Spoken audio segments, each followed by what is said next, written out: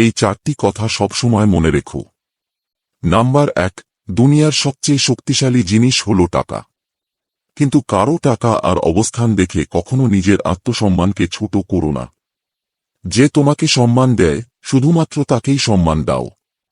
Number 2, যদি তোমার বয়স 18 থেকে 24-এর মধ্যে হয় আর এখনো তুমি কোনো স্কিল শেখোনি বা কোনো কাজ খুঁজে বের করোনি, তাহলে তুমি শুধু নিজের সাথেই না, বরং তোমার মা বাবার সাথেও অন্যায় করছো। যদি তুমি আজ তোমার ভবিষ্যৎ নিয়ে চিন্তিত না হও, তাহলে বৃদ্ধ বয়স পর্যন্ত কোনো বশের গোলাম হয়ে থাকতে হবে।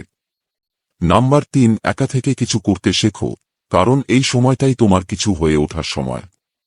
নিজের সময় নষ্ট করো না তাদের সঙ্গে, যারা তোমার 1 সেকেন্ড সময়েরও যোগ্য নয়।